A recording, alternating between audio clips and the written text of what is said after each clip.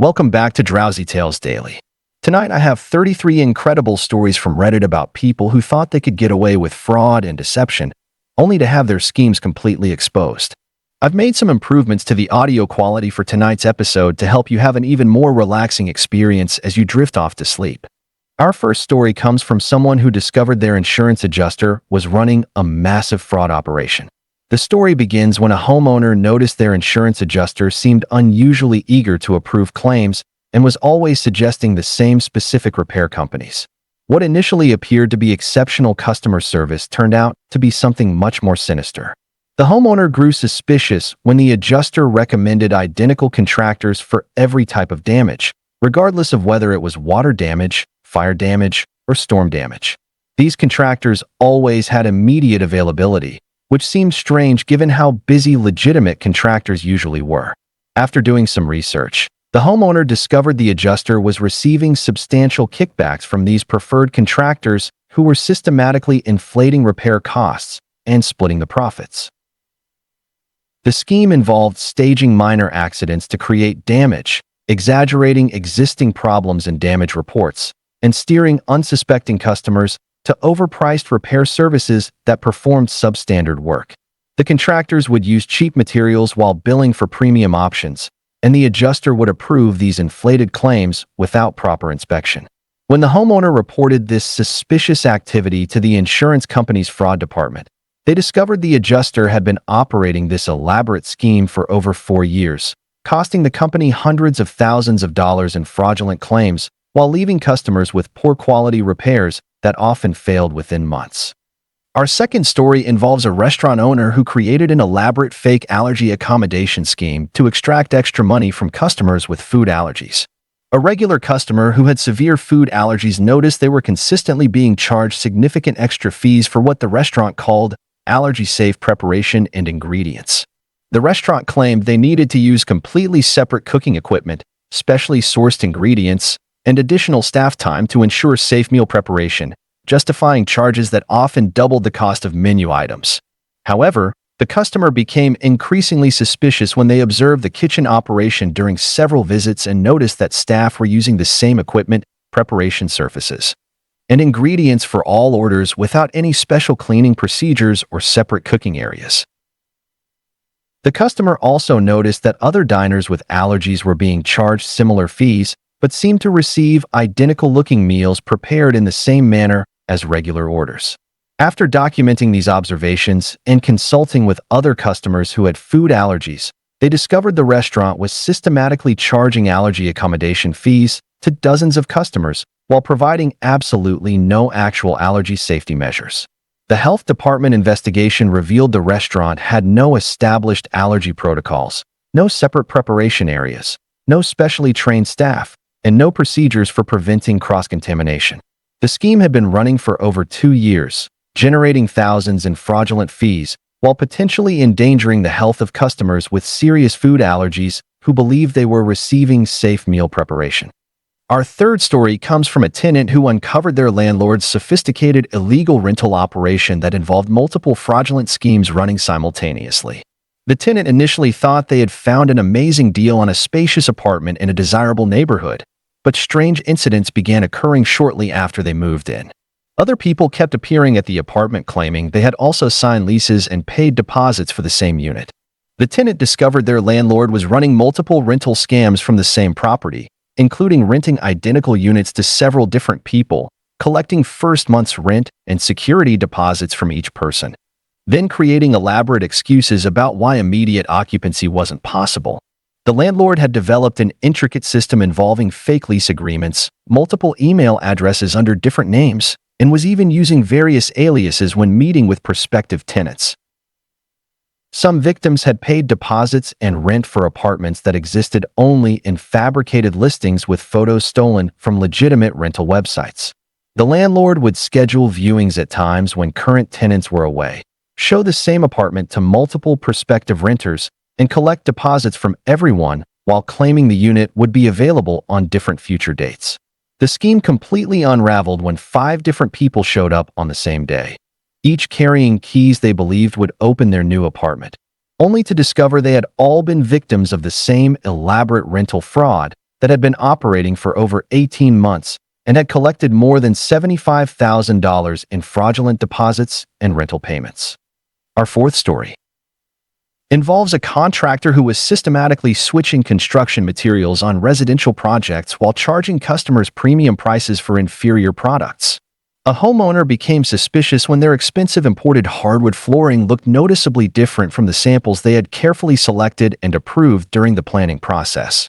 The contractor had developed an elaborate material substitution scheme where they would show customers high-quality samples and provide detailed estimates based on premium materials, then systematically replace these materials with significantly cheaper alternatives during actual construction. The scheme extended to virtually every aspect of construction projects, including substituting cheap laminate flooring for solid hardwood, using standard drywall instead of moisture-resistant materials in bathrooms, replacing premium paint brands with budget alternatives, and installing basic fixtures while billing for designer options. The contractor maintained detailed records of the price differences between what customers paid for and what was actually installed, keeping these savings as additional profit margins. They had created fake invoices and receipts from suppliers to cover their tracks and make it appear that premium materials had been purchased and delivered. The material switching operation was finally exposed when a customer found discarded boxes and packaging materials in the contractor's truck that clearly showed the actual products used were completely different brands and grades from what had been specified in the contract. The investigation revealed that multiple customers had been victims of this systematic material fraud that had been operating for over 3 years, with some customers paying premium prices for materials that cost less than half of what they were charged. Our fifth story comes from an office worker who discovered their company's trusted accountant was operating a complex embezzlement scheme that involved creating an entire network of fictitious vendor accounts. The accountant had been systematically creating fake companies with legitimate-sounding business names, complete with professional invoices, fake business addresses, and even phone numbers that redirected to voicemail systems they controlled. They would then issue company payments to these fictional vendors for services that were never provided and products that were never delivered. The payments would be deposited into bank accounts the accountant had opened using false business registrations and forged documentation. The scheme involved hundreds of small to medium-sized transactions that were carefully calculated to remain below amounts that would trigger additional approval requirements or detailed scrutiny from management. The fake invoices covered a wide range of believable business expenses including office supplies, maintenance services, consulting fees, software licenses, and equipment rentals. The accountant had been so meticulous in creating realistic vendor profiles that they even established payment histories and maintained fake correspondence to make the relationships appear legitimate during casual reviews. The embezzlement scheme was finally discovered when a new employee in the accounts payable department noticed that several vendor names didn't correspond to any actual service providers the company had relationships with, and attempted to contact these vendors to verify outstanding invoices. The subsequent investigation revealed the accountant had been systematically stealing from the company for over 4 years, embezzling more than $300,000 through this elaborate fictitious vendor operation while maintaining the trust and confidence of management who had no reason to suspect their long-term employee was systematically defrauding the company. Our sixth story involves a real estate agent who was operating an elaborate phantom property fraud scheme that involved advertising and attempting to sell residential properties that either didn't exist or weren't actually available for sale. The agent had created dozens of fake property listings with professional quality photographs, detailed descriptions, competitive market pricing, and compelling marketing materials that made these phantom properties appear to be legitimate real estate opportunities. Prospective buyers would be convinced to put down earnest money deposits and sign purchase agreements for these non-existent properties, with the agent collecting these deposits while maintaining the illusion that legitimate sales transactions were in progress. The agent would then fabricate various delays, complications, and administrative issues to explain why closing dates kept getting postponed while continuing to collect additional fees for inspections, appraisals, processing costs, and other fictitious charges. Some victims were strung along for months, making multiple payments and even arranging financing for properties that existed only in fraudulent listings. The agent had developed relationships with accomplices who would pose as property owners, inspectors, and even mortgage brokers to make the scam appear more credible. The entire operation was exposed when multiple buyers attempted to visit the same property for final walkthroughs and discovered the address led to either a vacant lot, a property that wasn't for sale, or in some cases, a location that didn't exist at all. The investigation revealed the real estate agent had created over 40 fake property listings across multiple markets and had collected more than $400,000 in fraudulent deposits, fees, and payments from victims who believed they were purchasing legitimate real estate. Our seventh story comes from a car owner who discovered their trusted neighborhood mechanic was operating an elaborate, unnecessary repair scam that involved deliberately sabotaging customers' vehicles during routine maintenance appointments. The mechanic had developed a systematic approach to creating additional repair work by intentionally damaging components during oil changes, tire rotations, and other basic services. They would loosen drive belts, disconnect electrical connections, puncture hoses, and even drain fluids from systems that didn't require service, then discover these problems during the same visit or shortly afterward. The mechanic kept detailed customer profiles that included information about which clients were likely to approve expensive repairs without questioning the work, how much customers had spent on previous repairs, and which vehicles were worth investing significant money into maintaining. They would target customers who seemed less knowledgeable about automotive systems and who had expressed trust in the shop's recommendations during previous visits. The mechanic also developed relationships with parts suppliers who would provide used or refurbished components while billing customers for new parts, with the price differences being split between the mechanic and the suppliers. The sabotage scheme was finally discovered when a customer's spouse, who happened to be an automotive technician at another shop, noticed fresh damage to components that couldn't have occurred through normal wear and tear and recognized signs of deliberate tampering. The investigation revealed the mechanic had been systematically sabotaging customer vehicles for over 5 years, generating hundreds of thousands of dollars in fraudulent repair bills while potentially endangering customer safety through the deliberate damage they were creating.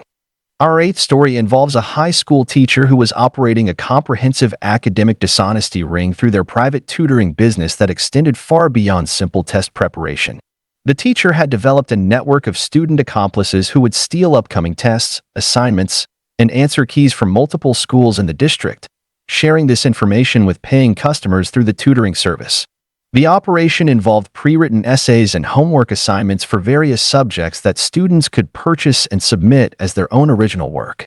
The teacher had also gained access to online educational platforms and testing systems, allowing them to provide students with advanced copies of digital assignments and even login credentials for accounts that had already completed coursework. The academic fraud network included services for taking online tests for students, completing entire online courses, and even writing college application essays and scholarship applications. The teacher maintained a sophisticated pricing structure based on the difficulty of assignments, the risk involved in obtaining materials, and the potential impact on students' grades. They had recruited current and former students to help steal materials and had even convinced some school staff members to provide access to secure testing materials in exchange for payment. The entire operation was exposed when a student accidentally submitted the same essay as another student in a different class, leading to an investigation that revealed both students had purchased the work from the same source. The subsequent investigation uncovered the extensive network of academic dishonesty that had been compromising the integrity of multiple schools' testing and grading systems for over 3 years, affecting hundreds of students and undermining the educational process across the entire district. Our ninth story comes from a pharmacy patient who discovered their pharmacist was systematically switching prescription medications while charging patients for more expensive alternatives. The pharmacist had developed a scheme where they would substitute costly brand-name medications with generic alternatives, lower dosage versions, or in some cases, completely different medications that appeared similar but served different purposes. They would maintain the original pricing structure while keeping the cost differences as additional profit, effectively overcharging patients while potentially compromising their medical treatment. The scheme was particularly sophisticated because the pharmacist would target medications for chronic conditions where patients might not immediately notice differences in effectiveness, and they focused on elderly patients who were less likely to question changes in their medication appearance or effects. The pharmacist had created false inventory records to cover their tracks, and had even convinced some patients that changes in their medication appearance were due to manufacturers switching suppliers or updating packaging. In more serious cases, they were providing lower dosages of critical medications while charging for full-strength prescriptions, potentially endangering patients' health outcomes. The medication switching operation was discovered when a patient noticed their prescription looked different from usual and decided to have the pills independently tested at a laboratory, revealing that they contained completely different active ingredients from what was supposed to be dispensed. The investigation revealed the pharmacist had been systematically switching medications for over 18 months, affecting hundreds of prescriptions and potentially compromising the health and safety of dozens of patients while stealing thousands of dollars through fraudulent billing practices. Our 10th story involves a babysitter who had created an elaborate network of fake references and false credentials to secure childcare positions with families throughout the city. The babysitter had established multiple phone numbers, email addresses, and even fake social media profiles to pose as previous employers when potential families called to verify references.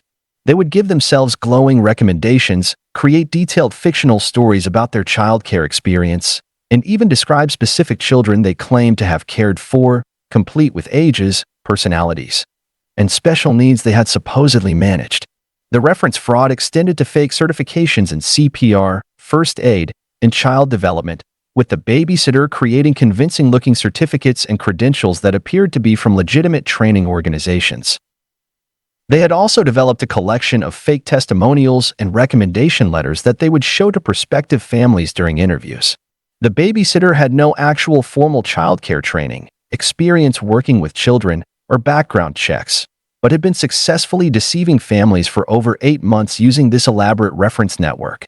They had even created fake employment histories with detailed explanations for gaps in their work experience and had prepared responses to common interview questions that made them appear highly qualified and experienced.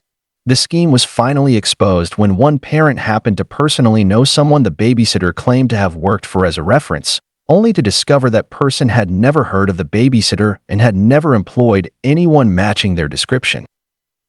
The investigation revealed the babysitter had used this fake reference system to gain employment with over 20 families across the metropolitan area, potentially putting numerous children at risk by misrepresenting their qualifications and experience in childcare. Our 11th story comes from a law firm that discovered one of their senior partners was systematically inflating billable hours on client cases through a sophisticated time manipulation scheme.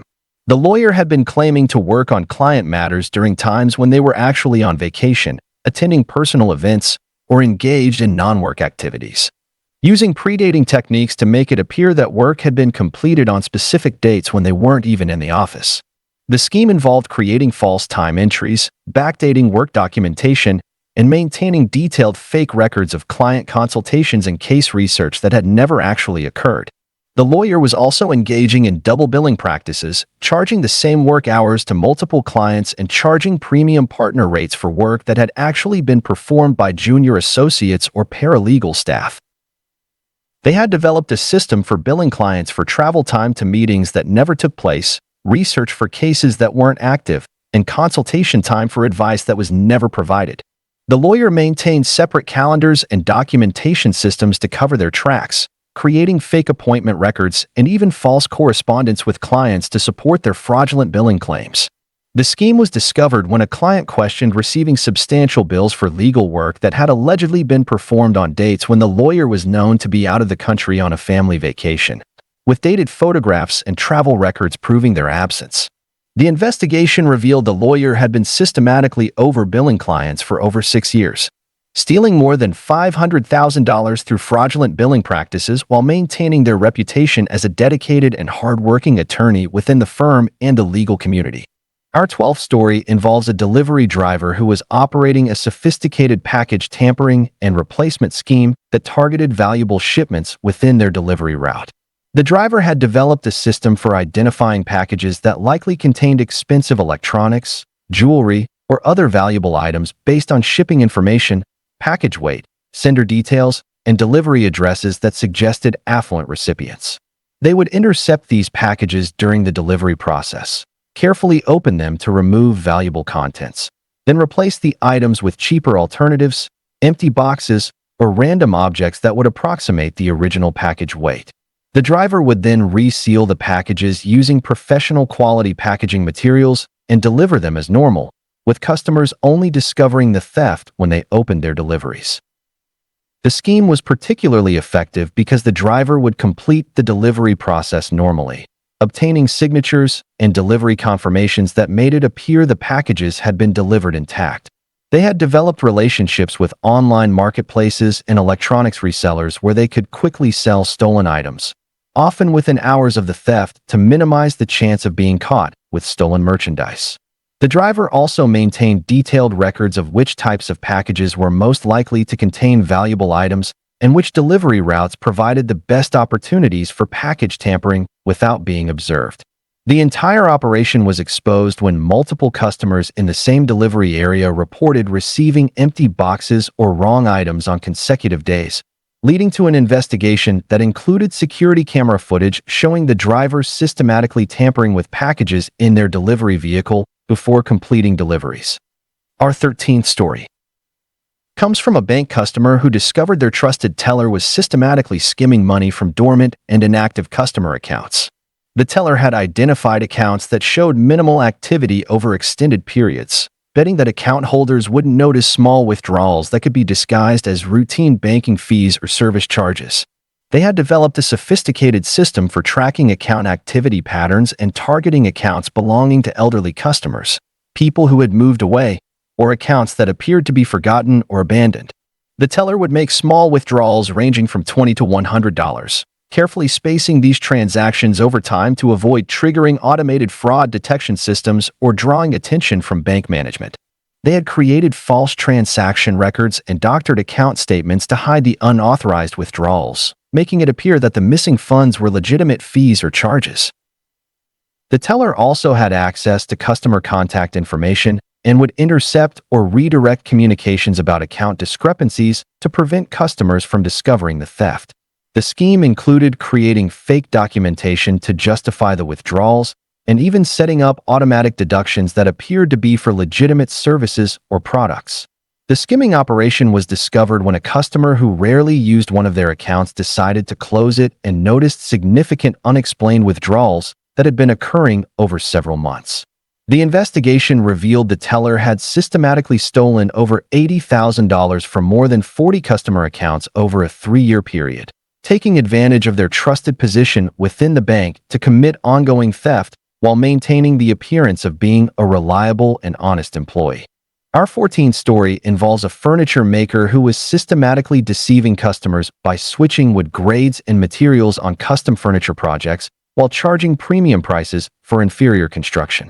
The Carpenter would show customers samples of expensive hardwoods like cherry, walnut, or mahogany, providing detailed information about wood grain, durability, and finishing characteristics to justify premium pricing for custom pieces.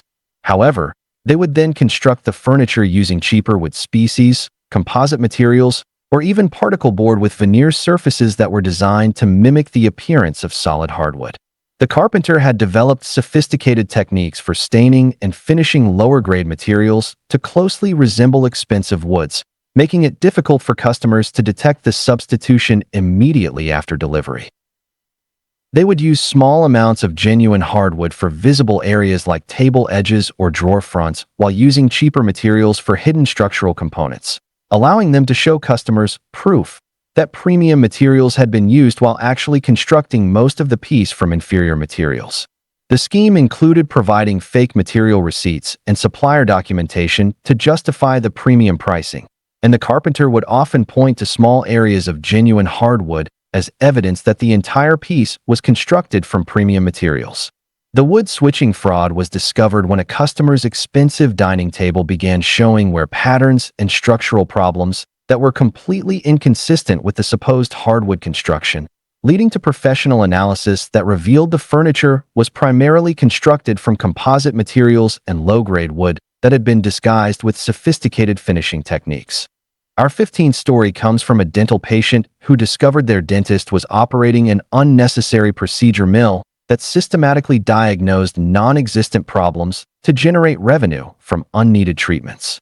The dentist had developed a scheme where they would take standard dental x-rays and point to normal shadows, natural tooth variations, or minor imperfections as evidence of serious decay, cavities, or other problems requiring immediate and expensive treatment.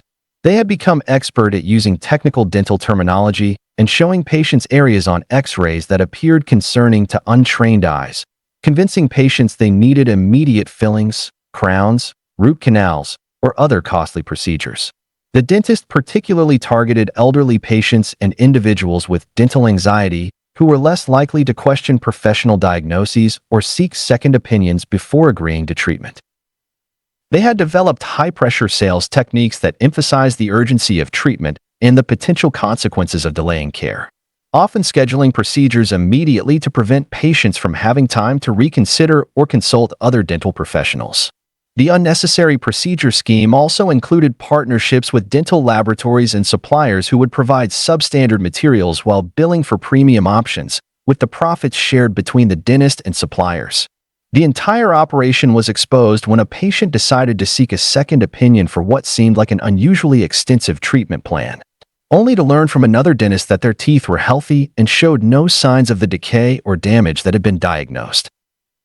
The investigation revealed the dentist had been systematically performing unnecessary procedures on hundreds of patients over several years, generating hundreds of thousands of dollars in fraudulent billing while potentially causing harm through unneeded dental work. Our 16th story involves a plumber who was creating fake emergency situations to generate business through fraudulent urgent service calls. The plumber had developed a system where they would contact homeowners claiming to have discovered urgent plumbing problems that required immediate attention to prevent thousands of dollars in water damage. They would describe supposed sewer backups, water line breaks, or gas leaks that they claimed to have noticed while working in the neighborhood, creating a sense of emergency that would prompt homeowners to authorize immediate and expensive repairs. The plumber had particularly targeted elderly homeowners and busy professionals who wouldn't have time to verify the supposed emergencies or seek second opinions before authorizing work.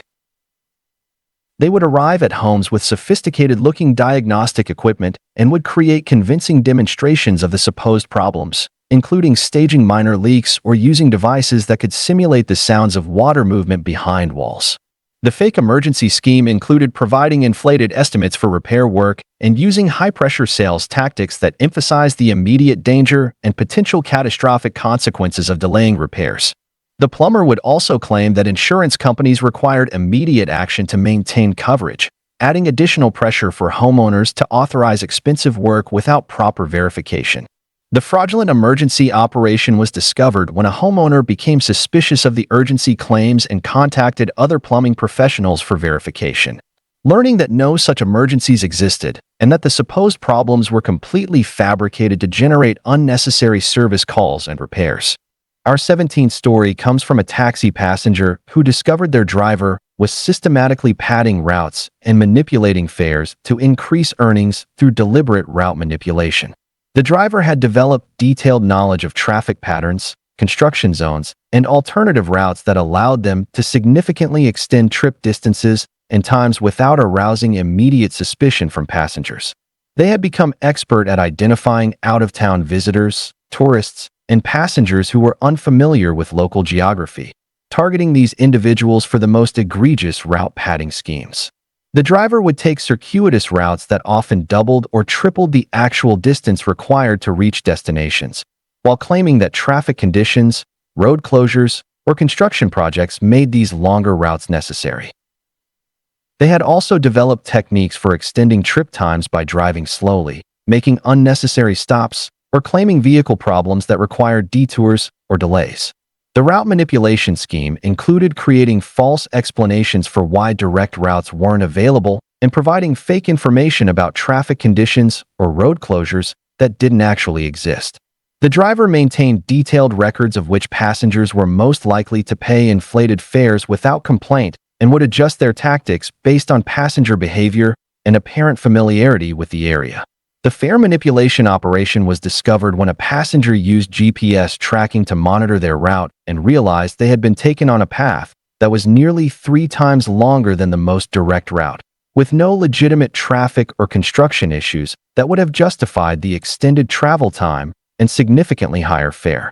Our 18th story involves an electrician who was operating a copper wire theft operation that included stealing materials from job sites and replacing premium materials with substandard alternatives.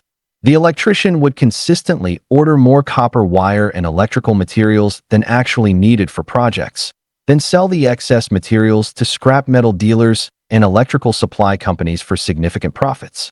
They had also developed a scheme where they would remove existing copper wiring from older buildings during renovation projects and replace it with cheaper aluminum wire or lower-grade copper alternatives while charging customers for premium copper installation throughout the entire project.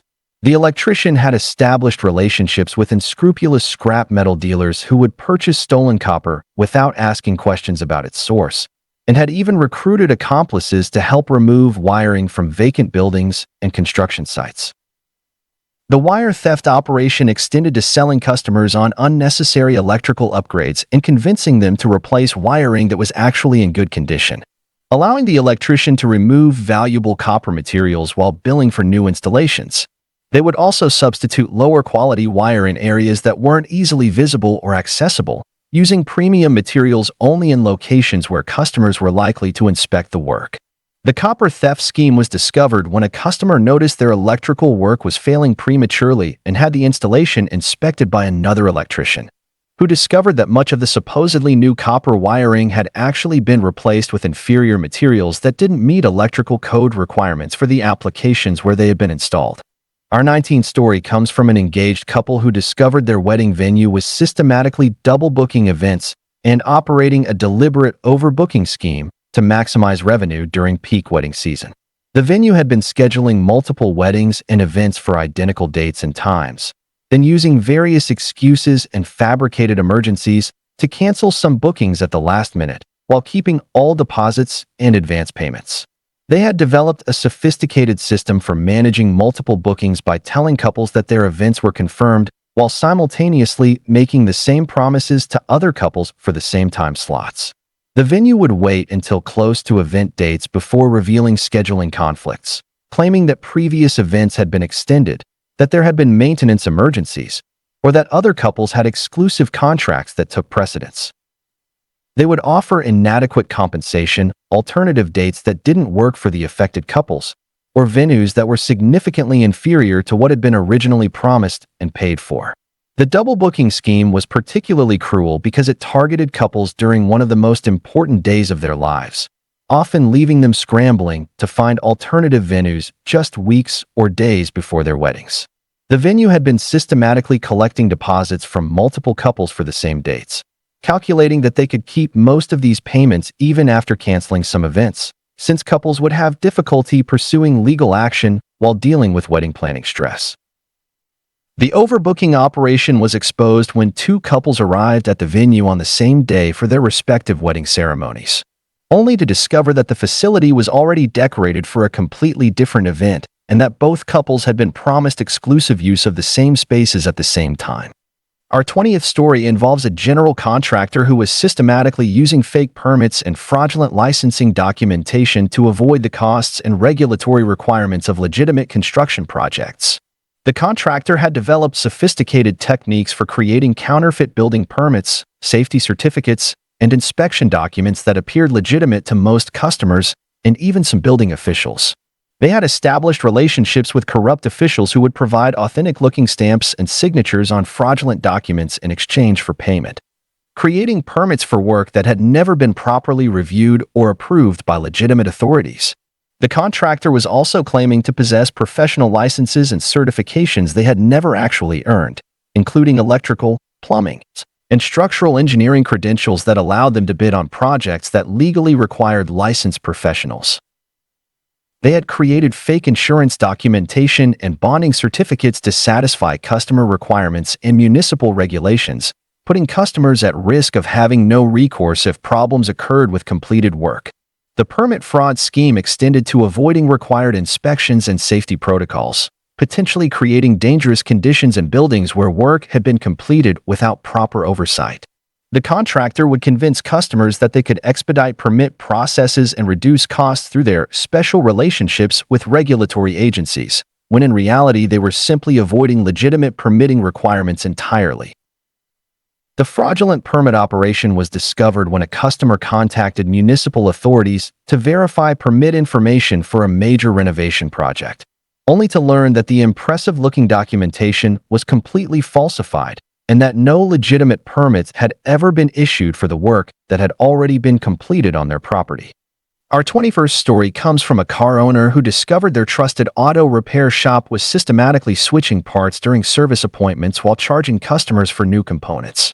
The shop had developed a scheme where they would install used, refurbished, or inferior aftermarket parts while billing customers for new original equipment manufacturer components at premium prices.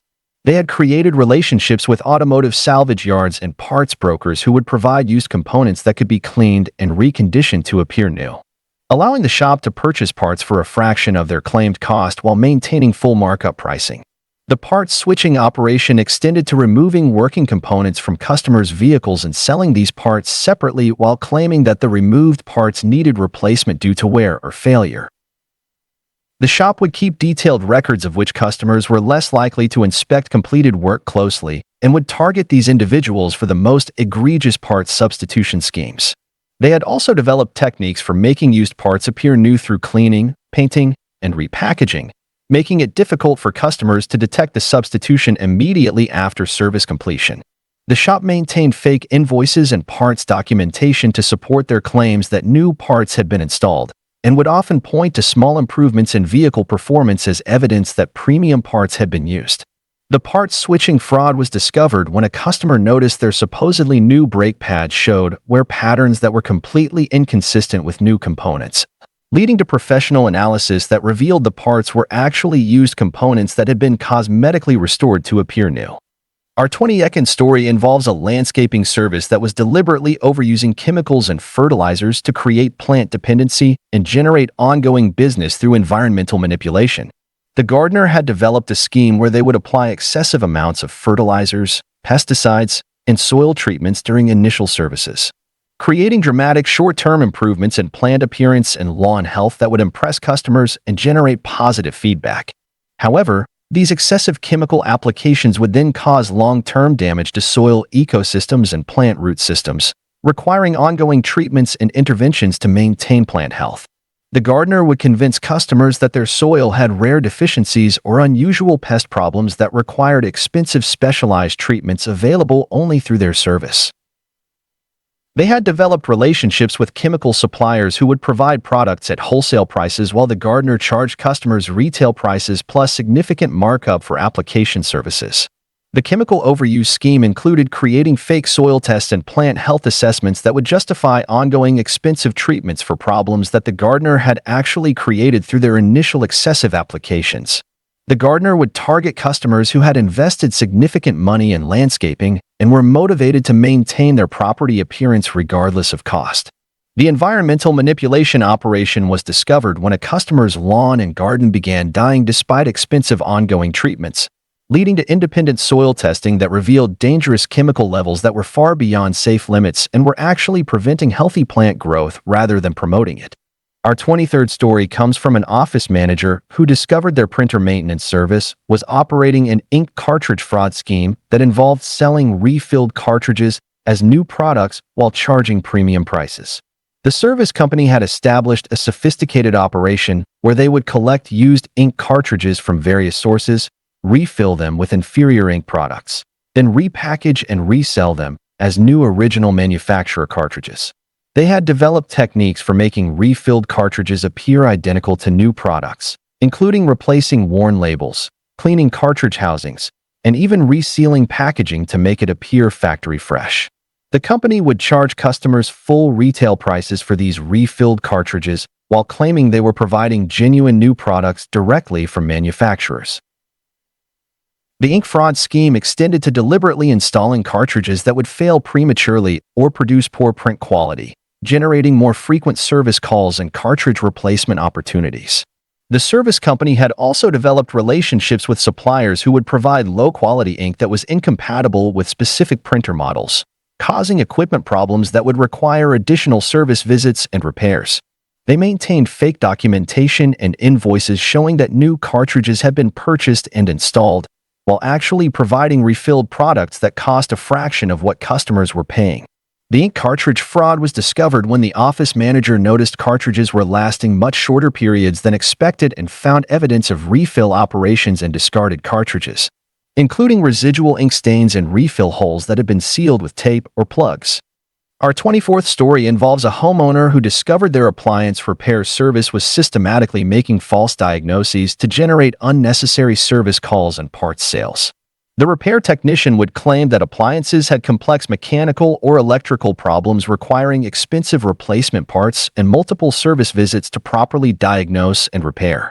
In reality, most of the supposed problems were simple issues that could be resolved quickly and inexpensively with basic maintenance or minor adjustments. The technician had developed a repertoire of technical-sounding explanations for common appliance issues, using complicated terminology and diagnostic procedures to convince customers that their problems required professional expertise and expensive solutions. They would deliberately complicate straightforward repairs by claiming that multiple components needed replacement or that additional problems had been discovered during the repair process. The repair service particularly targeted elderly customers and individuals who seemed less knowledgeable about appliance mechanics, knowing these customers were more likely to accept complex diagnoses without questioning the technical explanations. The technician would also claim that delaying repairs could cause additional damage to other appliance components, creating urgency that prevented customers from seeking second opinions or researching the problems independently. The false diagnosis scheme was discovered when a customer grew suspicious of repeated expensive repairs on a relatively new appliance and consulted with a different repair service, only to learn that their supposedly complex mechanical failure was actually caused by a simple loose electrical connection that could be fixed in minutes without any replacement parts. Our 25th story comes from a business owner who discovered their computer repair technician was systematically harvesting sensitive data from client computers while performing supposedly legitimate maintenance and repair services. The technician had developed sophisticated software tools that could quickly copy personal files, financial information, business data, and password databases from computers brought in for repair, while appearing to perform standard diagnostic and maintenance procedures. They had created a systematic approach to identifying which computers were most likely to contain valuable information, targeting business computers, personal machines belonging to affluent customers, and systems that appeared to be used for financial management or professional services. The technician would copy entire hard drives during extended repair processes, claiming that comprehensive data backup was necessary to protect customer information during repair work.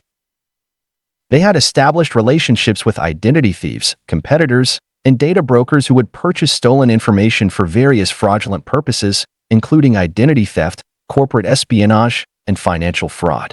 The data harvesting operation was particularly insidious because customers trusted the technician with their most sensitive information, believing their data was safe during legitimate repair processes. The technician maintained detailed profiles of customer data and would target specific types of information based on its potential value in illegal markets.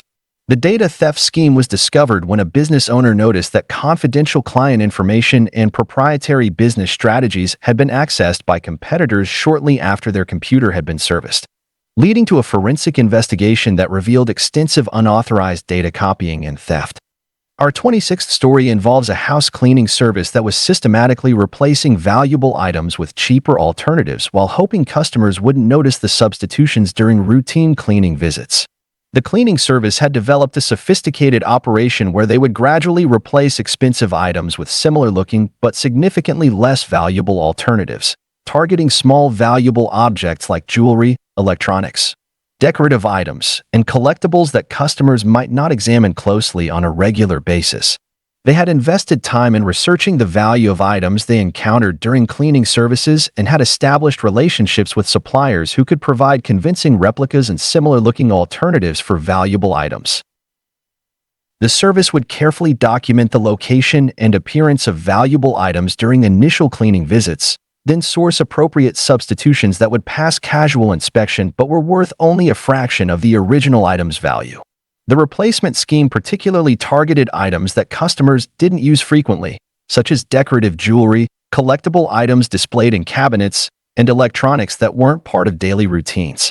The service maintained detailed records of which customers had valuable items worth targeting and would time their substitutions to coincide with periods when customers were traveling or otherwise away from home for extended periods. The item replacement operation was discovered when a customer noticed that an expensive watch they rarely wore had been replaced with a cheap imitation that looked similar but felt completely different and had obviously inferior craftsmanship, leading to an investigation that revealed multiple valuable items throughout the home had been systematically replaced with worthless alternatives. Our 27th story comes from a homeowner who discovered their locksmith was operating a systematic lock replacement fraud that involved claiming necessary replacements for locks that could easily be repaired or didn't need service at all. The locksmith would respond to service calls for stuck locks, key problems, or routine maintenance requests, then claim that the existing locks were beyond repair and required complete replacement with expensive high-security systems. They had developed convincing technical explanations for why locks couldn't be repaired, often claiming that internal mechanisms were worn beyond salvage or that security standards required upgraded systems for insurance compliance. The locksmith would pressure customers into immediate replacement decisions by claiming that damaged locks posed security risks that could void insurance coverage or create liability issues. They had established relationships with lock suppliers who would provide products at wholesale prices while the locksmith charged customers premium rates for both products and installation services. The replacement fraud scheme included creating fake security assessments that exaggerated risks and recommended unnecessary upgrades to justify expensive lock replacement projects. The locksmith particularly targeted elderly homeowners and individuals who expressed concern about home security, knowing these customers were more likely to authorize expensive upgrades without questioning technical recommendations.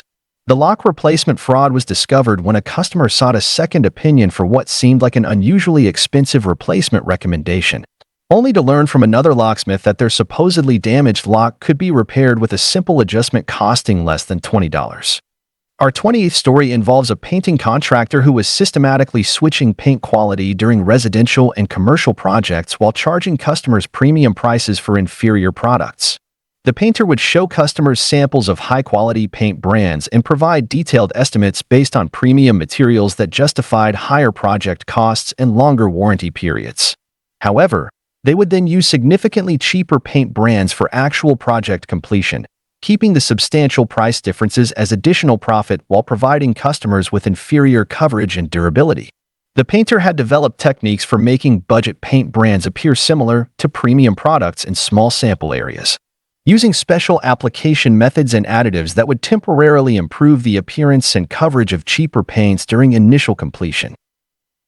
They would use small amounts of premium paint for trim work and highly visible areas while using cheap alternatives for walls and less noticeable surfaces, allowing them to show customers proof that premium materials had been used throughout the project.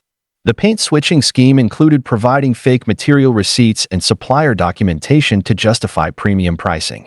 And the painter would often schedule final inspections during lighting conditions that would minimize the visibility of quality differences between premium and budget paint applications. The quality switching operation was discovered when a customer noticed their supposedly premium paint job was fading and showing wear patterns much faster than expected, leading to professional analysis that revealed the actual paint used was a budget brand that cost less than half of what the customer had been charged for premium materials. Our 29th story comes from a homeowner who discovered their roofing contractor was systematically exaggerating storm damage to generate fraudulent insurance claims and unnecessary repair work. The contractor had developed a scheme where they would go door to door after storms claiming to find hail damage, wind damage, and other weather-related problems that either didn't exist or were normal or that didn't require repair. They would create detailed but fabricated damage reports with professional-looking documentation and photographs that made minor imperfections appear to be serious damage requiring immediate attention. The contractor had established relationships with insurance adjusters and public adjusters who would collaborate in inflating damage assessments and repair estimates, splitting the profits from fraudulent insurance payouts. The storm damage scheme included pressuring homeowners to file insurance claims for supposed damage they might not have noticed, claiming that delaying claims could result in coverage denial or additional damage from exposure. The contractor would use high-pressure sales tactics that emphasize the urgency of repairs and the potential for insurance companies to reduce coverage if damage wasn't addressed immediately. They had developed techniques for creating the appearance of storm damage on roofs that had actually only experienced normal weather conditions, including loosening shingles and creating artificial wear patterns that would support fraudulent damage claims. The storm damage fraud was discovered when a homeowner consulted with multiple contractors for verification of supposed hail damage and learned from independent experts that the roof showed only normal aging and where that didn't require repair or insurance claims. Our 30th story involves a flooring installer who was systematically switching material grades during installation projects while charging customers for consistent premium quality throughout entire installations. The installer would provide samples of high-grade flooring materials and detailed specifications for premium products, then install cheaper alternatives in areas that were less visible or accessible to customer inspection. They had developed a sophisticated system for mixing different grades of materials within single installations, using premium materials for entryways, main living areas, and other highly visible spaces while installing significantly cheaper alternatives in bedrooms, closets, and areas under furniture. The installer would charge customers for premium materials throughout the entire project while actually using cheaper alternatives for a majority of the installation area. The material switching scheme included providing fake material delivery receipts and installation documentation that claimed premium materials had been used throughout the project, when in reality customers were receiving multiple grades of flooring with vastly different quality, durability, and warranty coverage. The installer had established relationships with suppliers who would provide mixed material shipments that included both premium and budget products, allowing them to show customers premium materials during delivery while actually installing cheaper alternatives in most areas. The grade switching operation was discovered when a customer noticed their flooring was wearing and aging differently in various areas of their home, leading to professional inspection that revealed they had received multiple qualities of materials despite paying for consistent premium grade flooring throughout the installation. Our 31st story comes from a homeowner who discovered their HVAC technician was systematically diluting refrigerant and other system fluids to extend service calls and generate ongoing maintenance revenue. The technician had developed a scheme where they would add water, oil, or other substances to air conditioning refrigerant systems, which would cause the systems to operate inefficiently and require frequent service calls to address performance problems. They would then charge customers for multiple diagnostic visits, refrigerant refills, and system adjustments to address problems they had deliberately created through contamination. The technician would claim that the HVAC system had unusual problems requiring specialized expertise and frequent monitoring, justifying regular service appointments and expensive system modifications. The refrigerant dilution scheme included selling customers full refrigerant system refills while actually providing only partial amounts of pure refrigerant mixed with cheaper substances that would temporarily improve system performance but cause long-term damage and efficiency problems. The technician had developed relationships with suppliers who would provide contaminated or diluted refrigerant products at reduced costs, allowing them to maintain normal pricing while providing inferior service that would generate ongoing repair needs. The system contamination operation was discovered when a customer's air conditioning system continued to fail despite expensive repairs and multiple service calls, leading to independent testing that revealed contaminated refrigerant containing water and other substances that were damaging system components and preventing proper operation. Our 32nd story involves a pool maintenance service that was systematically overcharging customers for chemical treatments while providing diluted or inferior products that didn't provide proper water treatment. The service had developed a scheme where they would charge customers premium prices for pool chemicals, water testing, and specialized treatments, then provide significantly cheaper alternatives or diluted versions of expensive chemicals that wouldn't effectively maintain water quality or safety. They would convince customers that their pools required special chemical treatments due to unusual water conditions, environmental factors, or equipment issues that required ongoing expensive interventions. The service would perform unnecessary chemical treatments and water adjustments to justify higher monthly service fees, often creating water chemistry problems that would require additional treatments and service calls. The chemical overcharging scheme included providing fake water test results and treatment reports that claimed extensive chemical work had been performed when minimal or no treatment had actually been provided. The service particularly targeted customers who didn't understand pool chemistry and relied completely on professional service for water maintenance. Knowing these customers were unlikely to verify the necessity or effectiveness of expensive chemical treatments. The chemical fraud operation was discovered when a customer decided to independently test their pool water chemistry and discovered that chemical levels didn't correspond to the expensive treatments they had been paying for, with water quality actually being poor despite claims of comprehensive chemical maintenance and premium treatment products. Our final story comes from a homeowner who discovered their pest control service was systematically creating fake infestations to generate ongoing service contracts and treatment revenue. The service had developed a sophisticated scheme where they would plant evidence of pest problems during initial inspections, including fake pest droppings, artificially created damage that appeared to be caused by insects or rodents, and even releasing actual pests in areas they had already treated to justify additional services. They would claim that properties had serious infestation issues requiring extensive treatment programs, ongoing monitoring, and preventive measures that justified expensive long-term service contracts. The service would use fake pest evidence and manufactured damage to convince customers they needed immediate and comprehensive treatment to prevent property damage and health risks. The pest fraud scheme included providing fabricated inspection reports with photographs of planted evidence and exaggerated descriptions of infestation severity that would justify expensive treatment programs. The service would target homeowners who were particularly concerned about pest problems or who had expressed anxiety about insects and rodents, knowing these customers would be willing to pay premium prices for comprehensive pest elimination services. The fake infestation operation was discovered when a homeowner found obviously planted pest evidence that couldn't have occurred naturally, including pest droppings that appeared to be fresh despite recent professional treatment and damage patterns that were inconsistent with actual pest behavior, leading to an investigation that revealed the service had been systematically fabricating pest problems in dozens of homes to generate fraudulent service contracts and treatment revenue. That concludes tonight's collection of 33 stories about people who thought they could get away with fraud and deception, only to have their elaborate schemes completely exposed. These situations remind us that dishonesty and greed eventually catch up with those who choose to exploit others' trust, and that careful attention to details can help us protect ourselves from those who would take advantage of us. Sweet dreams, and I'll see you tomorrow night with more fascinating tales from Reddit.